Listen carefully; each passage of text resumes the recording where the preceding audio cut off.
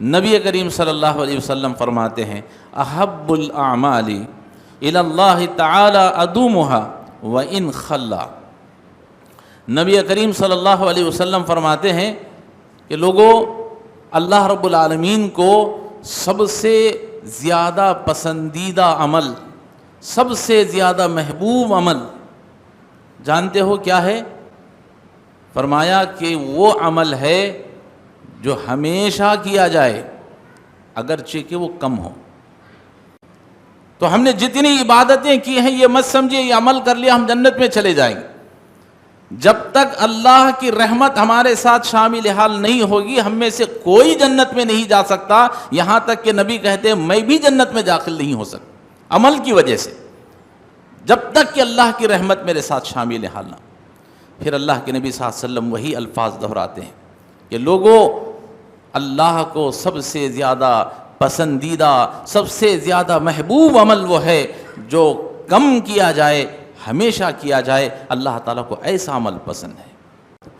حضرت ابو مسعود رضی اللہ تعالیٰ عنہ حدیث کے راوی وہ بیان کرتے ہیں، کہتے ہیں اس کے بعد اللہ کے رسول صلی اللہ علیہ وسلم نے حدیث بیان کی، کہا کہ لوگوں، اللہ تعالیٰ نے اس بندے کو صرف اس وجہ سے جنت میں داخل کیا کیونکہ یہ بندہ لوگوں کو مسلسل ہمیشہ لوگوں کو معاف کرتا رہتا تھا، اس لیے اللہ تعالیٰ نے اس کو جنت میں داخل کر دیا۔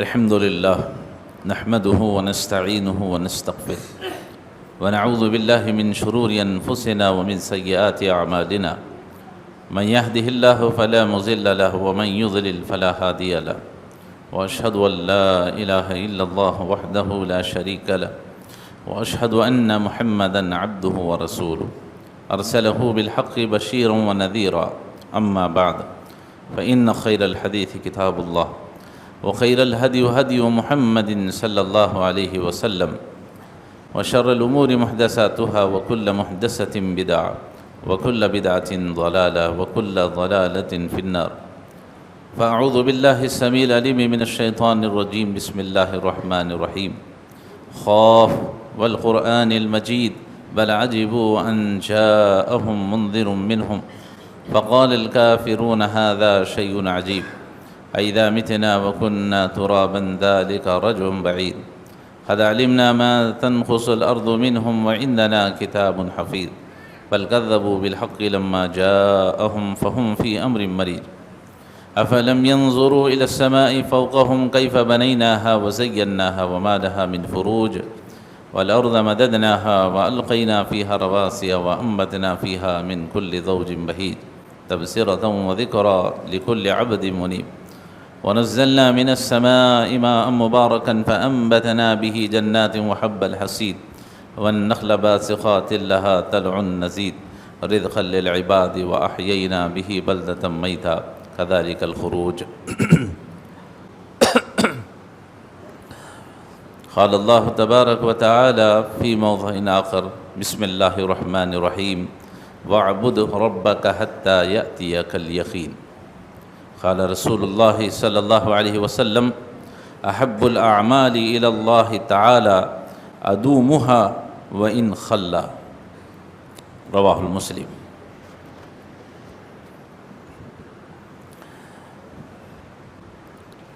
تمام قسم کی تعریفیں، حمد و ثنا، کبریائی اور بڑائی اسی اللہ وحدہ لا شریک کے لیے لائق اور زیبا ہے جو تمام جہانوں کا مربی و پالنہار ہے۔ درود و سلام نازل ہوں تمام انبیاء علیہ السلام پر، خصوصاً میرے اور آپ کے نبی تاجدار مدینہ حضرت جناب محمد رسول اللہ صلی اللہ علیہ وسلم پر۔ انشاءاللہ العزیز آج ہم اللہ کے نبی صلی اللہ علیہ وسلم کی ایک حدیث جسے جوامع الکلم کہا جاتا ہے، ایسے الفاظ جو بہت مختصر ہیں لیکن اس کی گہرائی بہت زیادہ ہے، اس کے معنی بہت عظیم ہیں، اس کا معاملہ بہت ہی اونچا ہے، تو انشاءاللہ اس پر میں آج روشنی ڈالنے کی کوشش کروں گا۔ اللہ رب العالمین سے دعا ہے اللہ تعالی ہم سب کو کہنے سننے سے زیادہ عمل کرنے کی توفیق عطا فرمائے، آمین۔ قرآن مجید کی ایک آیت کریمہ میں نے آپ کے سامنے تلاوت کی ہے جو اسی عنوان سے تعلق رکھتی ہے۔ اللہ نے فرمایا وَاعْبُدْ رَبَّكَ حَتَّى يَأْتِيَكَ الْيَقِينُ، کہ تم رب کی عبادت کرو کب تک؟ یأتیک الیقین، یہاں تک کہ تمہیں موت آ جائے۔ ابھی ہم رمضان کے مہینے سے نکل کر کے باہر آئے، ہمارے ذہن میں عبادت کا مطلب یہ ہے کہ صرف رمضان کے اندر ہم روزے رکھ لیں، رمضان میں 5 وقت کی پابندی کر لیں، تراویح پڑھ لیں، قرآن مجید کی تلاوت کر لیں، اب اس کے بعد 11 مہینے اب ہمارے لیے فرصت ہے۔ ہمارے پاس رمضان کا یہ تصور ہے، جبکہ اللہ تعالیٰ نے قرآن میں فرمایا کہ تم رب کی عبادت کرو کب تک؟ حتیٰ یأتیک الیقین، یہاں تک کہ تمہیں موت آ جائے۔ ہمیں صرف رمضانی مسلمان بننا نہیں ہے، رمضانی روزے دار بننا نہیں ہے، رمضانی نمازی بننا نہیں ہے، رمضانی قرآن کی تلاوت کرنے والا بننا نہیں ہے، بلکہ اس عمل کو پورے سال کے 12 مہینے تک جاری رکھنا ہے، نہ صرف 12 مہینے بلکہ پوری زندگی ہم کو اس پر عمل کرنا ہے۔ تو سیرت رسول صلی اللہ علیہ وسلم کی جو حدیث میں نے آپ کے سامنے پڑھی ہے، جو مختصر ہے لیکن اس کا بڑا عجیب و غریب معنی اور مطلب نکلتا ہے۔ نبی کریم صلی اللہ علیہ وسلم فرماتے ہیں احب الاعمال الی اللہ تعالی ادومها وان خلا۔ نبی کریم صلی اللہ علیہ وسلم فرماتے ہیں کہ لوگوں، اللہ رب العالمین کو سب سے زیادہ پسندیدہ عمل، سب سے زیادہ محبوب عمل جانتے ہو کیا ہے؟ فرمایا کہ وہ عمل ہے جو ہمیشہ کیا جائے اگرچہ کہ وہ کم ہو۔ بات سمجھ میں آ گئی آپ کو؟ اللہ کے نبی صلی اللہ علیہ وسلم فرما رہے ہیں اللہ تعالیٰ کو سب سے زیادہ محبوب، سب سے زیادہ پسندیدہ عمل کون سا ہے؟ وہ عمل ہے جو ہمیشہ کیا جائے۔ رمضان میں کر کے چھوڑ دیا، ایسا نہیں۔ بقرعید میں آیا کچھ کام کر لیا، چھوڑ دیا، ایسا نہیں۔ فرمایا کہ اللہ تعالیٰ کو وہ عمل سب سے زیادہ محبوب ہے جو ہمیشہ کیا جائے، زیادہ کرنے کی ضرورت نہیں، اگرچہ کہ تم مختصر ہی کرو گے کوئی بات نہیں، لیکن کنٹینیو کرنا چاہیے۔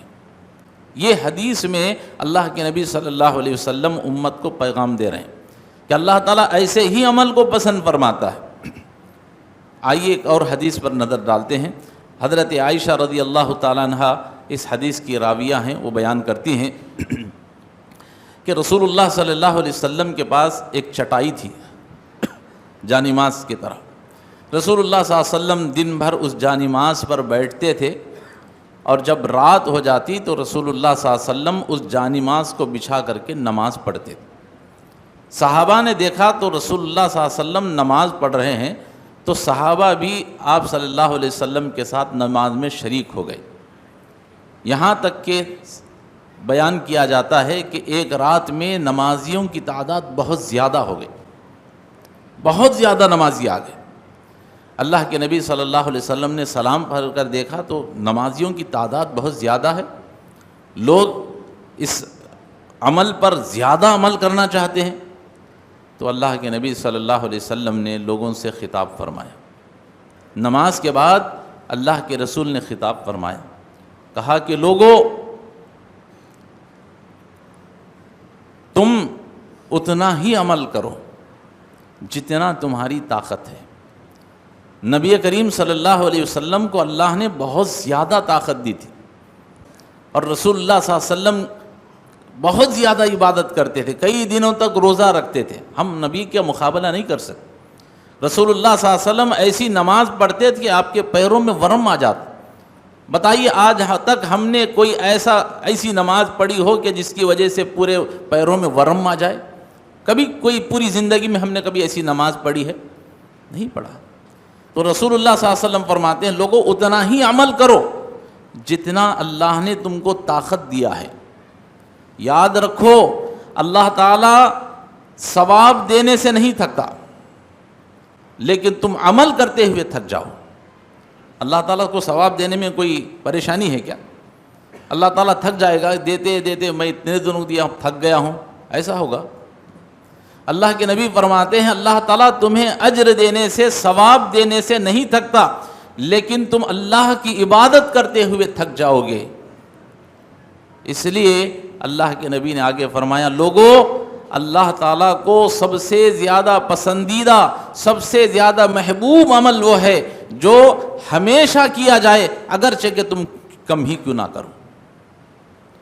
رات بھر عبادت کرنے کی ضرورت نہیں ہے، مختصر عبادت کرو لیکن روزانہ کرو۔ سال میں بس دل میں آ گیا کر لیے، بعد میں چھوڑ دیا۔ جیسے کہ آج ہم رمضانی مسلمان ہیں، دل میں آ گیا رمضان میں عبادت کرنا ہے، پورا مہینہ رمضان بھر عبادت کرتے رہیں گے، پھر 11 مہینے مسجدوں کو بھول جائیں گے، اس عبادت کو بھول جائیں گے۔ قرآن رمضان میں ہم جتنا پڑھتے ہیں، پھر رمضان میں قرآن بند ہوتا ہے تو 11 مہینے تک واللہ عالم کبھی کبھار قرآن کو کھولنے کی توفیق ہوتی ہو۔ عمل یہ اللہ کو پسند نہیں ہے، وہ عمل پسند ہے جو ہمیشہ کیا جائے۔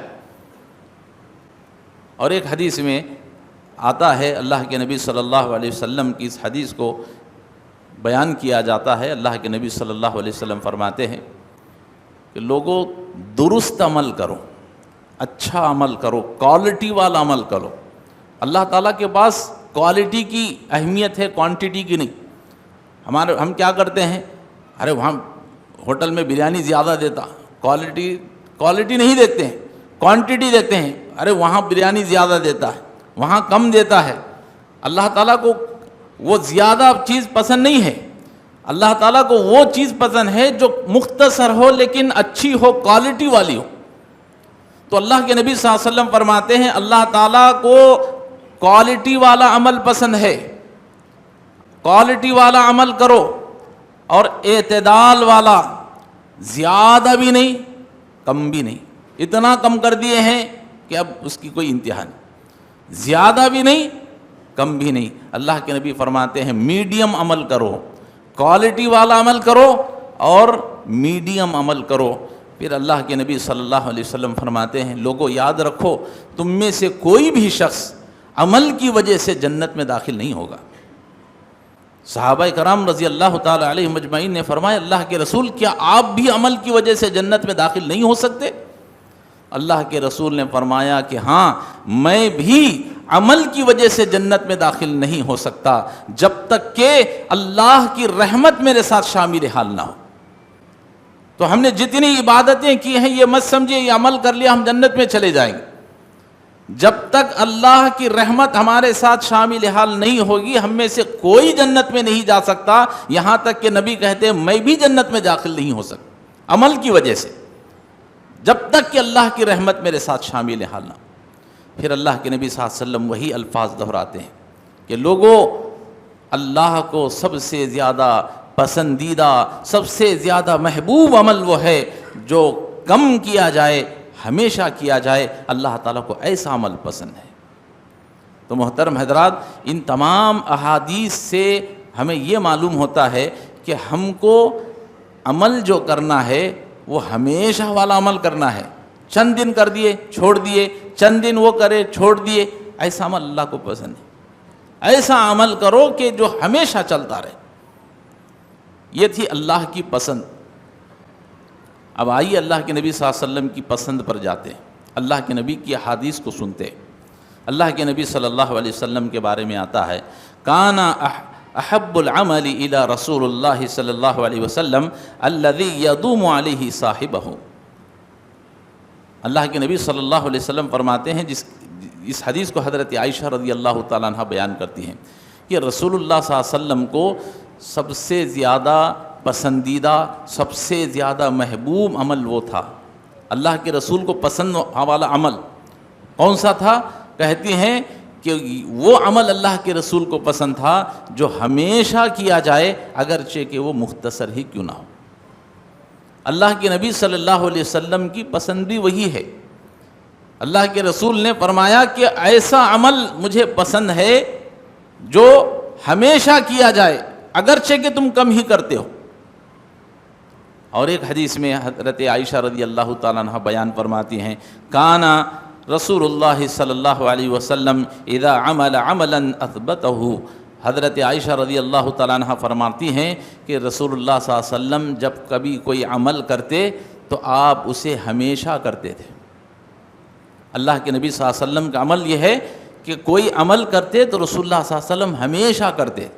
جیسے مثال کے طور پر کچھ مثالیں میں آپ کے سامنے پیش کرتا ہوں کہ رسول اللہ صلی اللہ علیہ وسلم ہر پیر اور جمعرات کو روزہ رکھتے تھے، ہر پیر کو اور جمعرات کو روزہ رکھتے، پورا مہینہ روزہ نہیں رکھتے تھے لازم، ہر پیر اور جمعرات کو رسول اللہ صلی اللہ علیہ وسلم روزہ رکھتے، اور ہر مہینے میں ایام بیز میں، ہر مہینے کی چاند کی 13، 14 اور 15 ان 3 تاریخوں میں رسول اللہ صلی اللہ علیہ وسلم ہمیشہ روزہ رکھتے تھے۔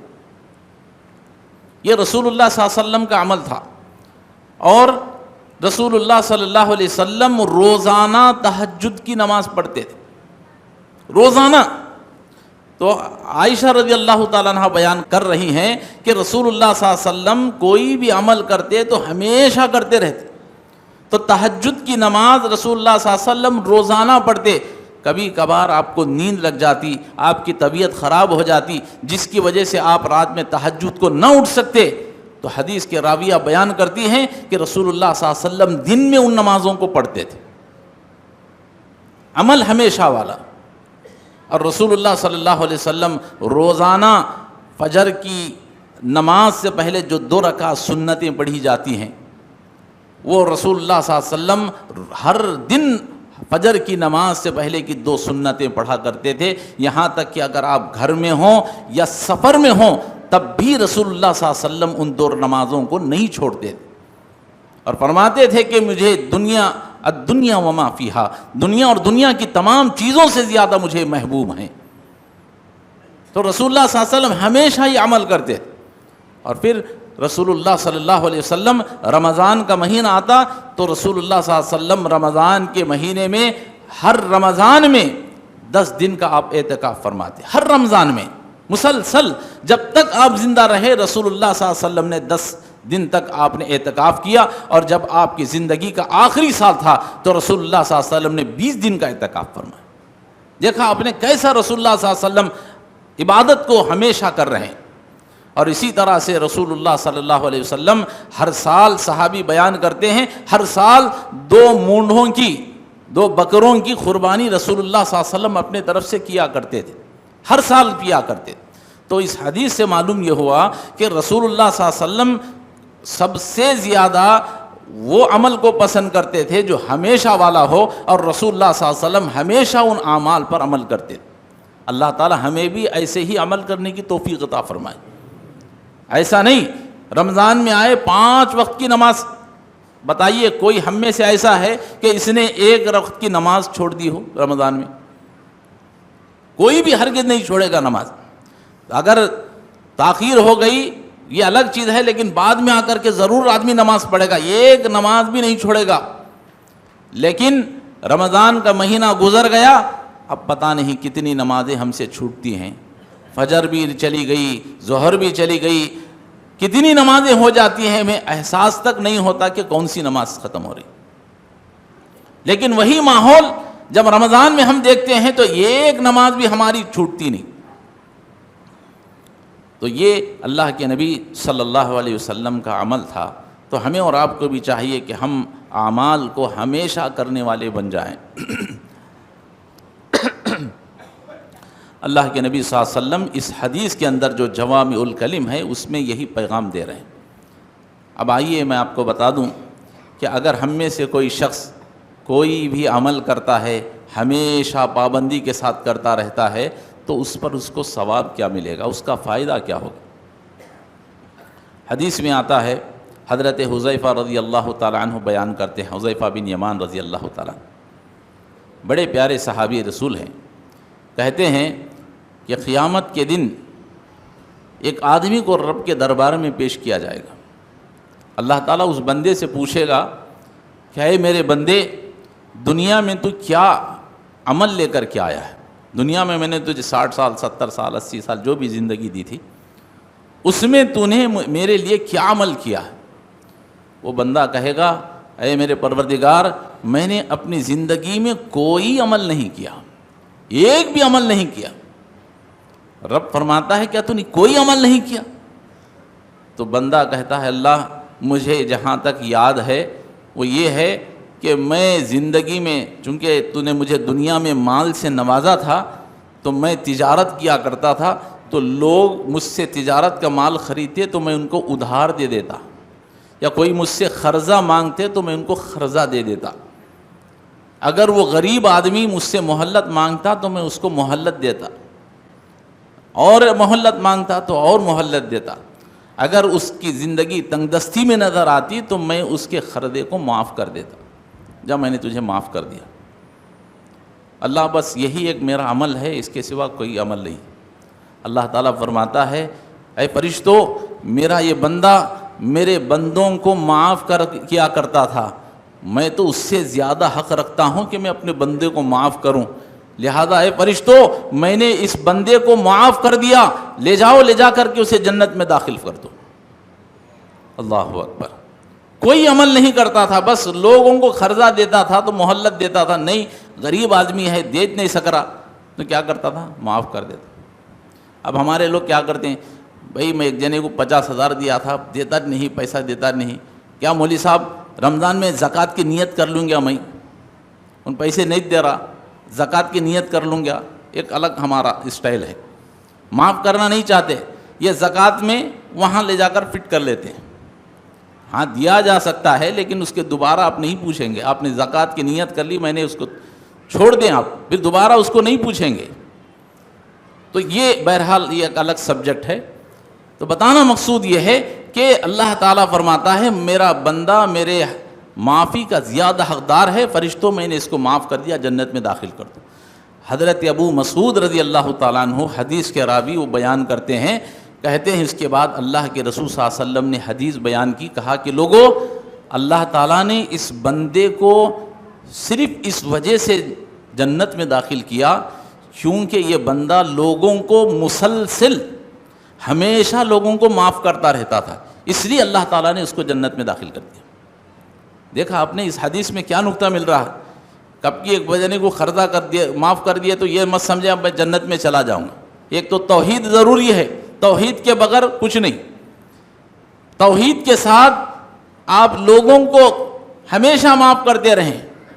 اب اس کا مطلب یہ بھی نہیں سمجھیں لینے والے قرضہ، ارے چلو مولوی صاحب قرضہ دے ڈالتی، پوچھتے نہیں معاف کر ڈالتی، اللہ کے رسول کی حدیث پر عمل کر لیتے ہیں، انہوں ثواب لے لیتی، میں قرضہ معاف کر لیتا رہوں گا، ایسا نہیں چلے گا۔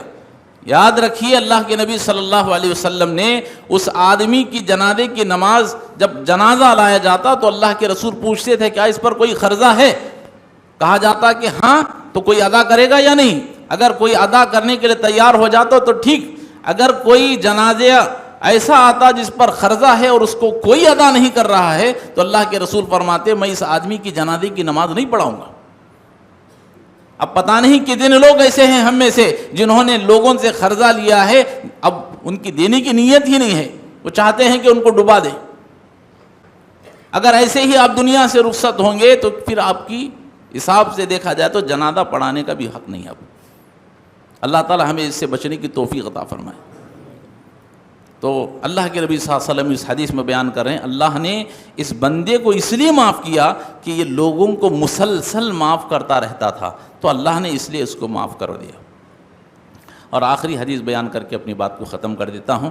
اللہ کے نبی صلی اللہ علیہ وسلم وہ آدمی جو کوئی بھی عمل کرتا ہے اگرچہ کہ وہ کم ہو لیکن ہمیشہ کرے، تو اللہ کے نبی فرماتے ہیں ایسے بندے کو اللہ تبارک و تعالی قیامت کے دن جب سورج بالکل قریب ہو جائے گا، بالکل قریب ہو جائے گا، ایک ہاتھ کے قریب ہو جائے گا، ابھی ہزاروں کلومیٹر دور پر ہے تو ہماری حالتیں خراب ہیں، جب ایک ہاتھ اوپر آ کر کھڑا ہو جائے گا تو ہماری حالت کیا ہو؟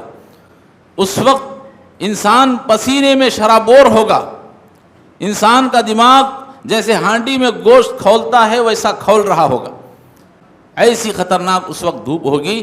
ایسے لوگوں کو جب وہاں کھڑا کیا جائے گا تو اس میں سے 7 قسم کے لوگ ایسے ہوں گے جنہیں اللہ تبارک و تعالی اپنے عرش کے سائے کے نیچے اللہ جگہ عطا فرمائے گا۔ دعا فرمائیے اللہ تعالی ہمارا شمار بھی ان لوگوں کے اندر اللہ تعالی فرمائے، آمین۔ بڑی خطرناک دھوپ ہوگی، برداشت کے باہر ہوگی، لیکن اللہ 7 قسم کے لوگوں کو اس عرش کے سائے کے نیچے رکھے گا۔ اس میں سے اللہ کے نبی صلی اللہ علیہ وسلم ایک آدمی کا، 7 کا میں ذکر نہیں کر رہا ہوں، وقت نہیں ہے، ایک آدمی کا ذکر جو اس حدیث سے، اس آج کے ہمارے اس بیان سے اس کا تعلق رکھتا ہے، اس آدمی کا میں ذکر کر رہا ہوں۔ اللہ کے نبی صلی اللہ علیہ وسلم فرماتے ہیں ان 7 لوگوں میں سے ایک آدمی وہ ہوگا جس کا دل ہمیشہ مسجد میں لگا رہے گا۔ فجر کی نماز پڑھ لی، ظہر کی نماز کا انتظار کر، رمضان میں نہیں کیا ہم نے، ظہر ہو گئی، ارے عصر کب ہوتی، عصر کا انتظار ہے، عصر ہو گئی، مغرب کب ہوگی، روزہ افطار کرنا ہے، مغرب کی سوچ، اور مغرب ہو گئی، عشاء کی سوچ۔ بعض لوگ ہمیشہ مسجد میں رہتے ہیں، مسجد ہی میں رہتے ہیں، مسجد میں کیسا رمضان میں ہمارا دل لگتا ہے، ہمارا دل کہیں بھی ہو رمضان میں مسجدوں کی طرف کھینچا ہوا چلا جاتا ہے۔ تو یہ صرف یہ ماحول، یہ اثر صرف رمضان کی حد تک نہ ہو، بلکہ اس حدیث میں اللہ کے نبی صلی اللہ علیہ وسلم نے فرمایا کہ وہ بندہ جس کا دل ہمیشہ مسجد کی طرف لگا رہتا ہے، ظہر ہو گئی اب عصر کا انتظار کرتا ہے، عصر ہو گئی مغرب کا انتظار کرتا ہے، عشاء ہو گئی فجر کا انتظار کرتا ہے، تو ایسا آدمی کل قیامت کے دن اللہ تبارک و تعالیٰ اس کو اپنے عرش کے سائے کے نیچے اللہ تعالیٰ جگہ عطا کرے گا۔